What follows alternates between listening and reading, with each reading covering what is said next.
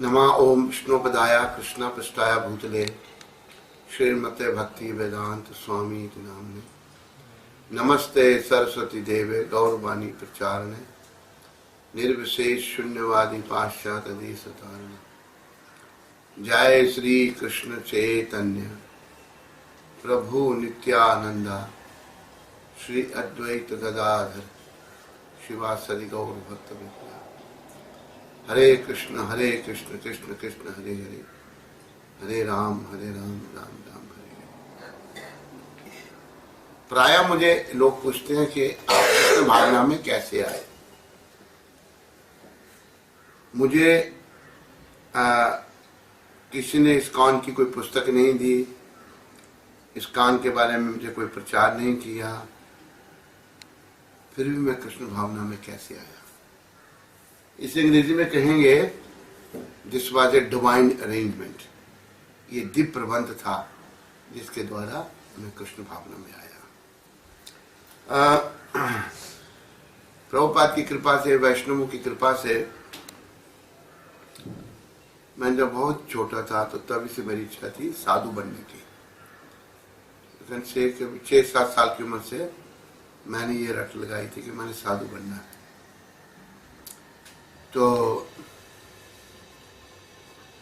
और मेरी इच्छा नहीं थी कि मैं कोई शादी करूं, गृहस्थ में जाऊं, पर मैं मन में ये सोचता था कि बिना माता पिता की आज्ञा के साधु नहीं बनना चाहिए, उनकी आगे लेके बनना चाहिए। तो मैंने अपने पिताजी को पूछा, मैंने मैं साधु बनना चाहता हूँ, मुझे आज्ञा दो। उस समय मैं कोई 7-8 साल का होऊंगा, थोड़ा कम ज्यादा भी हो सकता हूँ, बहुत छोटा था, मुझे याद है। कभी अपनी माँ से तुम पूछ जाकर टरकाने के लिए। तो मैं माता के पास आया, मैंने कहा पिताजी ने अनुमति दे दी है, आप अनुमति दो तो मैं साधु बनना चाहता हूँ। तो श्री से माता जी कहती है कि अच्छा, तुम्हारी एक बहन है, उसकी शादी हो जाएगी, उसके बाद तुम साधु बन जाना। तो उसमें मैं पता नहीं कौन सी क्लास में, पहली दूसरी में पढ़ता, थोड़ा बहुत लिखना जानता था। हम उर्दू पढ़ते थे, शुरू से हमने उर्दू पढ़ी। तो मैंने क्या किया, कागज पर लिखा कि आज के दिन माता ने ये मुझे अनुमति दी है कि जब छोटी बहन की शादी हो जाएगी तो मैं साधु बन सकता हूँ। तो मैं आया तो मैंने माता को से दस्तखत कर नीचे, इसके नीचे। वो कहते मैं पढ़ी लिखी नहीं हूँ, दस्तखत नहीं कर सकती। मैंने फिर अंगूठा लगा कि तूने फिर बड़ी हंसने लगी, अंगूठा नहीं लगाया उसने। तो कृष्ण भावना में आने से पहले कई साधु संतों से मिला। हमारे श्री से माता जो थी बड़ी संत सेवी थी। कोई टोन में अगर संत आता उसे घर बुलाती, भोजन कराती, दक्षिणा देती। प्राय साधु संतों का बड़ा, कोई यज्ञ हो, कोई हवन हो, माता जी वहां जाती, हम भी साथ जाते उनके। तो अलग अलग साधुओं से मुझे अलग अलग अनुभव है। मैं कहीं भी सेटिस्फाई नहीं हुआ किसी साधु से। एक साधु था, वो बिल्कुल ऐसे नंगा ही रहता था, सर्दी गर्मी में। उसको कहते थे दूधाधारी बाबा, खाली दूध पीता है, यज्ञ करता था बड़ी दुनिया के लिए। तो माता बड़ी उत्सुक रहती थी मैं साधुओं की संगत करूं। तो मैं कह जाओ उनके चरण दबाओ। मैंने कमीज खोल के उनके चरण दबाने लगा। तो इतनी देर में सेठ आ गया। तो अभी वो साधु बिल्कुल ना से जाओ तो वैसे बड़ा ऐसे रूट सा व्यवहार किया। मैंने कहा भाई ये पैसे वालों को ज़्यादा वो इम्पोर्टेंस देता है, तो मुझे नहीं अच्छा लगा। और भी कई साधु मिले, कहीं मैं सेटिस्फाई नहीं हुआ। तो मेरी भगवान से यही प्रार्थना थी कोई मैं उनके शुद्ध भक्त से मिल पाऊं। जब मेरी अवस्था 9 साल का मैं था, स्पिरिचुअल इंक्लिनेशन तो बचपन से थी। तो मैंने 9 साल की अवस्था में हम धार्मिक फिल्म देखते थे। पहले बड़ी बड़ी अच्छी धार्मिक फिल्में आती थी। उस समय फिल्म थी वो ध्रुव महाराज, फिल्म देखी मैंने, जो महाराज तो 5 साल के थे, इन्होंने इतनी छोटी अवस्था में भगवत प्राप्ति कर ली, मैं तो 9 साल का हो गया, 4 साल ओवर स्टे हो गया। तो मैंने क्या किया, कुछ वो गमछे तैयार किए 2-3 और एक चिट्ठी लिखी। उसे पता नहीं, मैं 3 से 4थे स्टैंडर्ड में पढ़ता था, तो घर वालों को चिट्ठी लिखी कि मैं अब जा रहा हूँ जंगल में भगवत प्राप्ति के लिए, आप सब माता पिता की सेवा करना। तो चला गया, जाता जाता काफ़ी चला, फिर लोकल बस ली, फिर जहाँ लोकल बस एंड होती थी वहाँ उतर गया। पहाड़ी के ऊपर एक मंदिर था, उस मंदिर में मैं चला गया। तो महात्मा को, एक महात्मा वहाँ रहता था, तो महात्मा को मैंने अपने मन की बात बताई कि मैं ऐसे घर से आया हूँ साधु बनने के लिए। वो महात्मा को नीचे ऊपर से देख रहे, कहता है अभी तो वो महात्मा साउथ इंडियन था, तो बड़े सालों से वहाँ रहता था, तो हमारे परिवार वालों को भी जानता था। पहले शहर में रहता था, फिर वो उस मंदिर में आ गया। वो कहता है कि तुम ही बहुत छोटा है, अभी तुम घर में जाओ, जब बड़ा हो जाएगा फिर तुम साधु बनना। उसने डिस्कस कर दिया। तो फिर मैं सारा दिन उसके पास बिताया, शाम को फिर मैं घर वापस आ गया। लेकिन घर में मेरा मन नहीं लगता था। फिर कोई मैं 17 साल का था, 17-18 नहीं था। तो मैं एक साधु आया हमारे उधर टाउन में, वो वृंदावन की एडवर्टाइजमेंट कर रहा था कि वृंदावन में एक हम साधु सम्मेलन कर रहे हैं, टाउन से जो जाना चाहता हो तो वो भी आ सकता है। तो वृंदावन भगवान का धाम है, वहाँ जाना चाहिए। तो मैं अपना सामान वगैरह पैक किया सूटकेस में, एक टाउन से दूसरे टाउन में आ गया। पीछे से हमारी माता और एक भाई आ गया पीछे पीछे, उन्हें सूटकेस वगैरह ले लिया मेरा। लेकिन मैं इतना वृंदावन के जाने में बहुत धुन में था, मैंने सामान की कोई परवाह नहीं की। दूर से जाकर बस पकड़ ली मैंने, और बस एक ट्रेन स्टेशन पर पहुंचा। वो महात्मा भी जाने वाला, को पता नहीं महात्मा का मुझे। मैंने किसी को पूछा, भाई कोई गुम हो गया हो तो कैसे ढूंढा जाता है उसको? कहते तुम भी गुम हो जाओ। मजाक करने लगा। फिर मैं ट्रेन थी एक खड़ी, उसमें एक डब्बे को बाहर से देखने लगा, तो महात्मा मुझे अंदर मिल गया। महात्मा तो ऐसे ही वो बेकार का गंद खाना खा रहा था, वो लगता तो बहुत करता था, छोले भटूरे कुछ खाना था ऐसा। तो मेरे को कहता है तू दूसरे कंपार्टमेंट में बैठ जा, कोई पूछे टीटी कहाँ से चढ़ा, बोला यहीं से चढ़ा था, पिछले स्टेशन से। तो पहले झूठ बोलना सिखाने लगा। खैर उसके साथ वृंदावन पहुंचे। तो वृंदावन में ये आज से कोई you can say 53 years back की बात है। तो वृंदावन में जब आए थे, उसके चाल चलन अच्छे नहीं देखे, तो मन बड़ा हमारा दुखी हुआ। तो घर वाले वृंदावन पहुंच गए थे लेने के लिए। जब घर वाले वृंदावन आए थे तो उस समय मैं उस महात्मा के साथ प्रचार के लिए गया हुआ था। वो जगह जगह लेक्चर करता था। हम जमुना नगर जगाधरी में प्रोग्राम के लिए आए थे। तो जब प्रोग्राम से वापस आए तो वो महात्मा उसके साथ हम आए। तो एक महात्मा जो आश्रम में रहता था, ये आश्रम वृंदावन में जो फोगला आश्रम है, सामने गली जाती है, उसके अंदर आश्रम है। इसका नाम है सुखदा भक्ति आश्रम। आज भी वो आश्रम है वहां पर। तो वहां पर आश्रम में मैंने देखा, वो महात्मा जो आश्रम में रह रहा था, जब वापस आए प्रचार करके, महात्मा ने मुझे अपना असिस्टेंट बना लिया। तो बड़ा लोग नाम उसका महात्मा का पता, ऐसे ही वो करेक्टलेस आदमी था। तो वापस अब आए तो वो वृद्ध महात्मा जो पीछे था, मुझे कहता भाई वो तुम जब गया था ना, पीछे से 2 आए थे वृद्ध स्त्री पुरुष, वो तेरा नाम ले रहे थे, रो रहे थे बड़े, वही बेचारा बड़ा उनसे। तो मैं चुप रहा। मेरा घर वाले ही पहुंच गए हैं।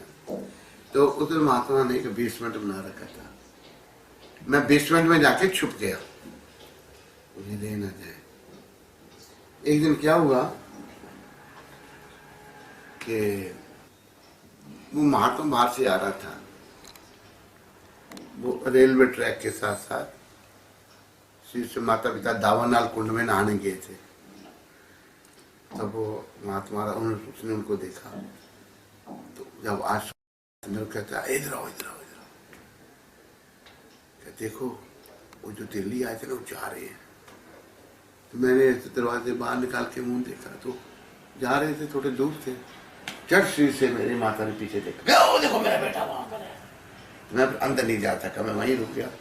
दोनों भागते हुए आगे वहां पर रोने लग पड़े, तो ले गए मैंने। लेकिन मेरा मन फिर भी नहीं लगता था घर में। फिर मेरी वो शादी करने लगे तो एक जगह शादी रचा दी उन्होंने। शादी जब वो रचा दी तो लड़की वाले उन्हें एक पंडित को कहा, पंडित हमारे परिवार को भी जानता था, इस लड़के से हमारी लड़की की शादी करा दे, लड़का बहुत अच्छा ही है। तो कहना मेरे बाएं हाथ का काम है, मैं जानता हूँ। तो जैसे आप लोगों को पता है कि हमारे हॉर्स को मिलाया जाता है, उस पंडित ने से गलत मलती हॉर्स को मिला दिया। अभी एक डेट फिक्स हो गई, ठाका होता है, रोकते हैं, ठाका की डेट फिक्स हुई। उनके हलवाई आ गए, मिठाइयाँ बनने लगी। तो पर मुझे अंदर से प्रेरणा हो रही है, कोई गड़बड़ है, मैं मना कर रहा हूँ। श्री से भाई कहता है कि मैं बहन को बुला के लाऊं, मैं ना कर रहा था। मैंने कहा नहीं मैं खुद जा रहा हूँ। तुम क्यों जा रहा है? मैंने जा रहा हूँ। मैंने लड़की का उसको पर अपना लिया, एक दूसरे पंडित को दिखाया। उसने देखा, कहा भाई ये तो बिल्कुल मिलता नहीं, ये लड़की के ऐसे ग्रह हैं, अगर ये शादी होती है तो ससुर के लिए बड़ी भारी है, ये दोष है इसमें। तो मेरा एक और दोस्त था, उसको मैंने आपको दिया, उसने वही कहा। श्री से बहन को मैंने कहा तुम लोग मेरी शादी वहां कर रहे हो, क्या खराबी है? इतनी पढ़ी लिखी लड़की है, इतना अमीर घर है, इतना वो जहेज आएगा। मैंने कहा पर ये हर्ष को मिलना चाहिए नहीं। कहते मिला है, मैं मिला के देखो कहाँ मिला है। उसने फिर एक पंडित को दिखाया, उसने वही कहा बिल्कुल नहीं मिलता। फिर उसने मैसेज भेजा, तो वो फिर सगाई वहाँ टूट गई कि किसी पंडित को दिखाओ। तो वहां से बचे, कहते जान बची तो लाखों पाए, घर के बुद्धू घर को आए, उधर बच गए हम। फिर एक जगह रचा दी घर वालों ने, वहां थोड़ी सेरेमनी छोटी सी हो गई। लेकिन मैं कहूँ भाई नहीं, मैंने कहा भाई ऐसा है, शादी तो की नहीं है, अभी सगाई हुई नहीं है, उनका सब वापस करो खर्चा खुर्चा, तो मैं शादी नहीं करूँगा। तो मेरा श्री से भाई कहता है तुम्हें सारी उम्र, मैं कहूँ भाई अगर मैं शादी करके दुखी हो गया तो कोई चिंता नहीं, तुम्हें सारी उम्र दुखी रहना पड़े कोई बात नहीं, लेकिन हमारी इज्जत के लिए तुम शादी कर लो। मुझे भगवान सिखा रहे हैं, देखो कितने लोग हैं तेरे स्वार्थी, तू शादी करके दुखी रहे कोई बात नहीं, पर इनकी इज्जत के लिए करो। बस वो मेरे लाइफ में टर्निंग पॉइंट आया। सारे परिवार के लोग एक तरफ, मैं घर में रहा, गुमसुम होके घर से निकल गया। फिर मैं, एक मेरा दोस्त था, वो गांधी आश्रम में खादी ग्राम योग में काम करता था। मैंने उसको कहा, वो शुक्ला था इधर का, यूपी का ही। मैंने कहा शुक्ला जी चलो भक्ति करते हैं। कहते नहीं शर्मा जी मैं नहीं जा सकता, ये तो मैं सोचूं कहाँ जाऊँगा, क्या करूँगा, घर तो मैंने जाना नहीं। तो रात को सोए थे हम शुक्ला जी के पास, तो सपने में दर्शन हुए। शुक्ला जी सीताराम लक्ष्मण के बड़े भक्त थे, मतलब राम जी के भक्त थे। सीताराम लक्ष्मण हनुमान जी के दर्शन हुए। सीताराम लक्ष्मण तो कुछ बोले नहीं, हनुमान जी कहते हैं वापस नहीं जाना, जाओ सब ठीक होगा। तो मैं वहां से दिल्ली आ गया। दिल्ली में रहा इधर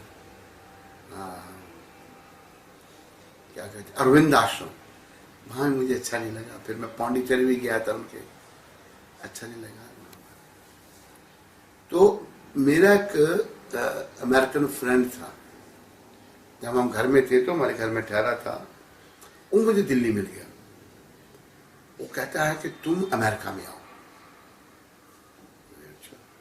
क्या तो इंडिया से तुम कॉटन क्लॉथ इंपोर्ट करना और अमेरिका में सेल करना, कॉटन बहुत अच्छी है।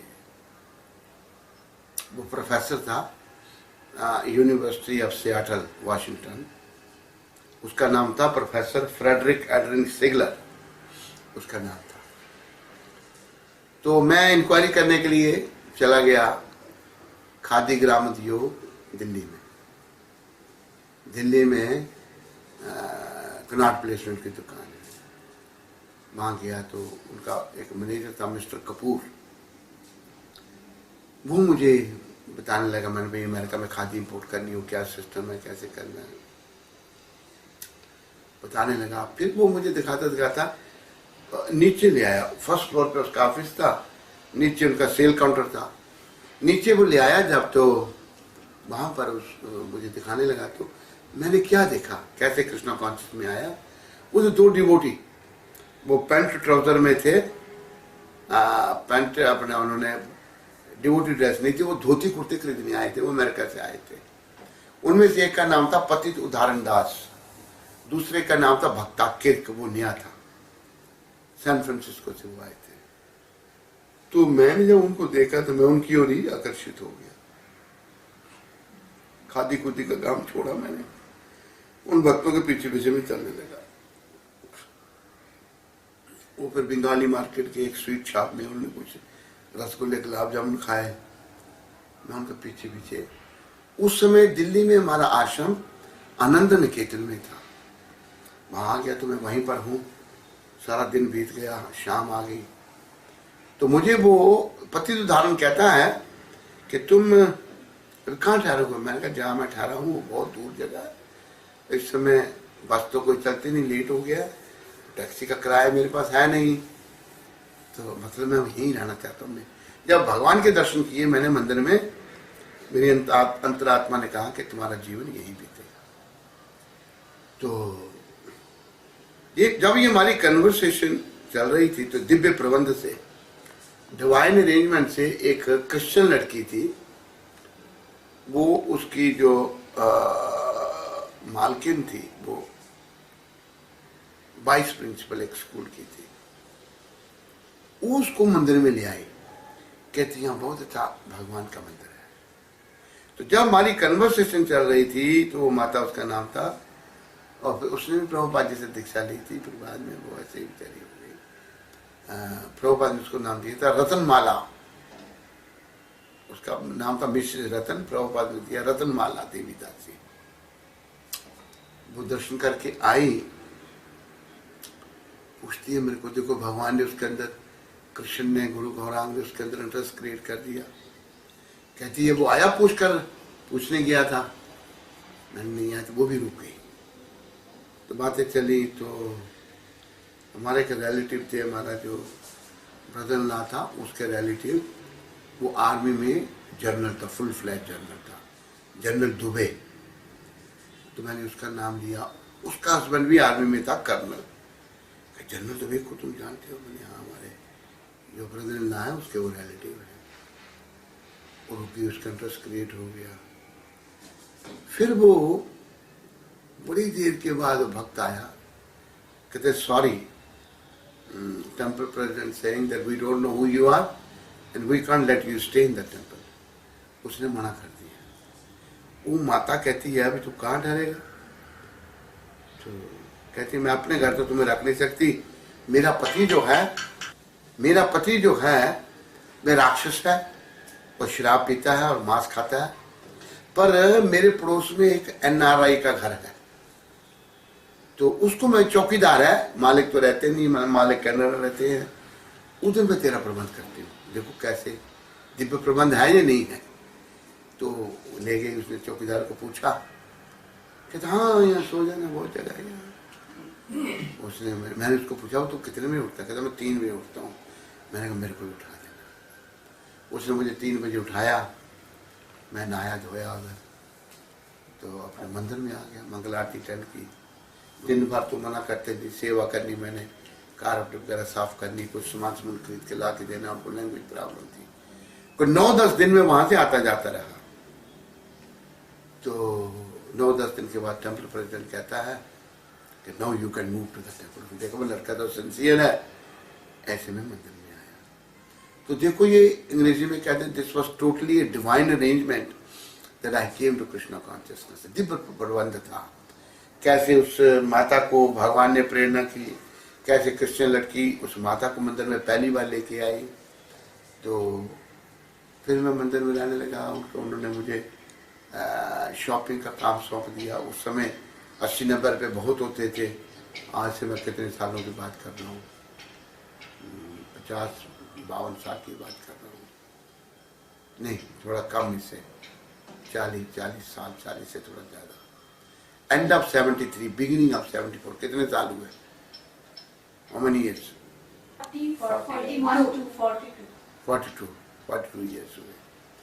तो फिर एक दिन प्रभुपाद आ गए वहां पर। तो मैं आगे ही, मेरी अंतरात्मा कह रही थी भाई यही तुम्हारा जीवन बीतना है। तो मैंने कहा भाई स्वामी जी के दर्शन करने हैं। तो टेम्पल प्रेसिडेंट को कहा मैंने, I like to see Guru ji. Who are you to see Guru ji? Even a prime minister of India cannot meet him. मना कर दिया। लेकिन मेरा मन इतना उत्सुक था गुरु जी को, प्रभुपाद जी को मिलने के लिए। फर्स्ट फ्लोर पर टेम्पल था, साथ में प्रभुपाद जी का कमरा था। तो वह खुला आगे था, मैं वहां कॉर्नर में अंधेरे में छुप गया जाकर। तो सतस्वरूप दास गोस्वामी जो थे वो प्रभुपाद जी के सेक्रेटरी थे। तो जब प्रभुपाद जी के कमरे से नीचे गए, मैं भागकर प्रभुपाद के कमरे में चला गया। कमरे में गया, प्रणाम किया। मैंने कहा स्वामी जी मैं आपकी शरण में आना चाहता हूँ।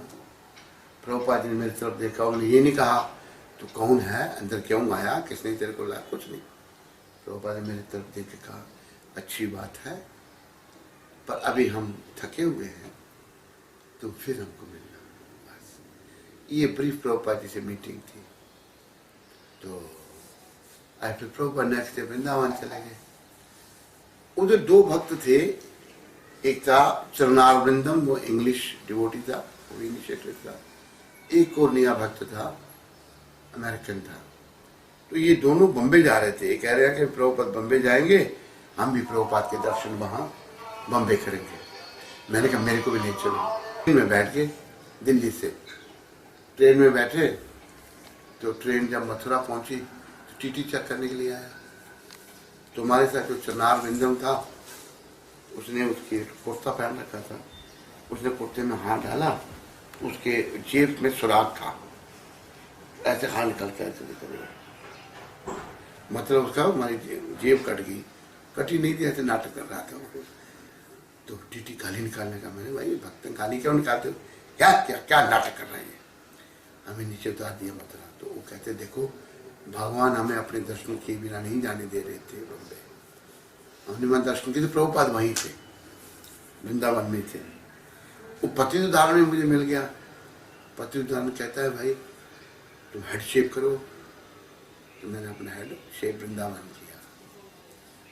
तो फिर प्रभुपाद बम्बे चले गए, उन्होंने फिर पैसे चेंज किए, हम तीनों के टिकट लेके हम बम्बे पहुंच गए। बम्बे जब आए तो एक दिन प्रभुपाद दर्शन दे रहे थे, तो मैं भी वहाँ बैठा हुआ था। पति तो धारण कहता है Prabhupada here is a nice ब्राह्मण बॉय। तो मैंने अपॉर्चुनिटी को अवेल किया। मैंने कहा प्रभुपाद मैं मसाज देना जानता हूँ, कि मैं आपको रात को मसाज दे सकता हूँ? कहता अच्छा। तो मैं रात को चला गया मसाज देने। तो कन्वर्सेशन चलने लगी, बातें होने लगी प्रभुपाद के साथ। तो सतस्वरूप दास गोस्वामी आगे बोलते सोचे लड़का प्रभुपाद को डिस्टर्ब कर रहा है, वो वहीं बैठ गए कि डिस्टर्ब ना करे प्रभुपाद को। तो वो, लेकिन मैं चुप हो गया, मुझे मना कर दिया उसने बात करने के लिए। तो मैंने क्या देखा कि उसने क्या देखा, सतस्वरूप दास गोस्वामी ने प्रभुपाद बोल रहे हैं उधर से, बातें कर रहे हैं। तो उसे देखो ये डिस्टर्ब नहीं कर रहा, प्रभुपाद भी इंटरेस्टेड है। हमारी कन्वर्सेशन चली, कुछ नेहरू के बारे में बातचीत हुई। प्रभुपाद ने बहुत सारी बातें बताई मुझे, मैंने कुछ कमेंट्स दिए। तो प्रभुपाद कहते हैं कि तुम बहुत इंटेलिजेंट है। मैंने कहा सब आपकी कृपा है। तो मैंने प्रभुपाद को कहा, जब उन्होंने कहा तुम बहुत इंटेलिजेंट है, तो मैंने कहा कि मैंने अपना जन्म पत्र बनाया हुआ है, मेरे जन्म पत्र में कहा है कि तुम बड़े भाग्यशाली हो। प्रभुपाद कहते तभी तो तुम मेरे पास आए हो इधर, यही फैक्ट। तो फिर बातें चली, कहते नाम क्या तुम्हारा? मैंने कहा मेरा नाम है योगेंद्र कुमार शर्मा। कहते आज से तुम्हारा नाम नव योगेंद्र दास। दीक्षा दी थी प्रभुपाद ने। फिर 2-4 दिन के बाद फायर सैक्रिफाइस हुई, वहां उसमें बैठा तो घर से मेरा ब्राह्मण थ्रेड पहना हुआ था, तो उधर टेम्पल कमांडर था, वैसे ही चालू टेम्पल कमांडर बेचारा था वो प्रभुपाद के पास गया, फुसफुस करता है पुराने मंदिर में जम्मू दिल्ली बम्बे में।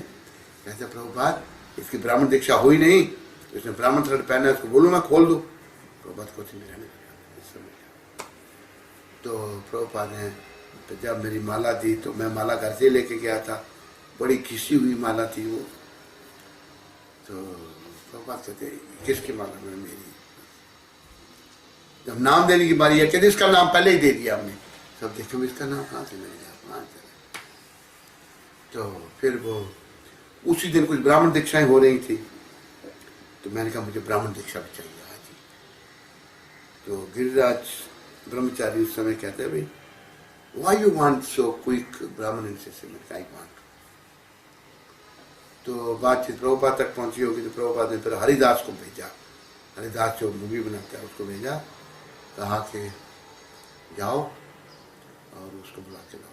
बुलाया, फिर प्रभुपाद ने मुझे ब्राह्मण दीक्षा दे दी, फर्स्ट एंड सेकंड साथ में दे दी, दोनों दीक्षाएं मिल गई। तो मैं ये कहूँगा कि this was totally a divine arrangement. I met Srila Prabhupada, I came to ISKCON. Nobody told me about ISKCON, nobody gave me any book about ISKCON, nobody, I didn't know anything about ISKCON, but still I am in ISKCON. तो ये सब प्रभुपाद की कृपा थी, गौर निताय द्वैताचार्य गदाधर श्रीवास ठाकुर की कृपा थी, पूरी गुरु परंपरा की कृपा थी, पंचतत्व की कृपा और राधा कृष्ण की कृपा थी कि मैं ISKCON में आया। और ISKCON में आने के बाद अब मैं स्टेज पे हूँ कि नो रिग्रेट इन लाइफ। मैं ये नहीं सोचता कि मैंने कुछ दुनिया में खोया। नहीं। जब प्रभुपाद जी ने मुझे संन्यास दिया था 1975 में, संन्यास इसलिए दिया था, मैं अफ्रीका में गया। अफ्रीका में इसलिए गया कि घर वाले मुझे यहाँ से ले ना जाएं, प्रभुपाद ने मुझे अफ्रीका में भेजा था। तो अफ्रीका में जब मैं गया तो वहाँ एक कपल था, वो हस्बैंड वाइफ डॉक्टर थे, उनकी एक लड़की थी राधा। कहते हम अपनी लड़की का आप जैसा लड़का ढूंढ रहे हैं। मैंने इसलिए तो मैं घर से भागा था, यहाँ भी यही चक्कर ISKCON में भी, तो मैं उनको बस रुकाता रहा। और एक और पीछे पड़ गए शादी के लिए। खैर लंबी बात है। मैं फिर प्रभुपाद ने मुझे 1975 में अपनी सेवा में बुलाया एज इज पर्सनल सर्वेंट। तो उधर से वो माता चिट्ठियाँ लिखने लगी कि इसको वापस भेजो। तो मैंने कहा प्रभुपाद ये माता श्री बुला रही है वापस, ये अपनी लड़की की शादी मेरे साथ करना चाहती है। कौन सी बड़ी वाली? उससे नहीं करना, उसके आगे 3-4 बार हुई है। मैंने प्रभुपाद छोटी वाली है। कहते कर ले फिर। प्रभुपाद मैं आपकी कृपा से अभी तक ब्रह्मचारी हूँ और मैं ऐसे ही मरना चाहता हूँ, चाहे पर संन्यास लेने का। फिर प्रभुपाद ने संन्यास भी मुझे 1975 में ही दे दिया। I can repeatedly say this was my very good luck. By divine arrangement, I happened to see Prabhupada's temple first, then I met Prabhupada, and now I am happy. Hare Krishna.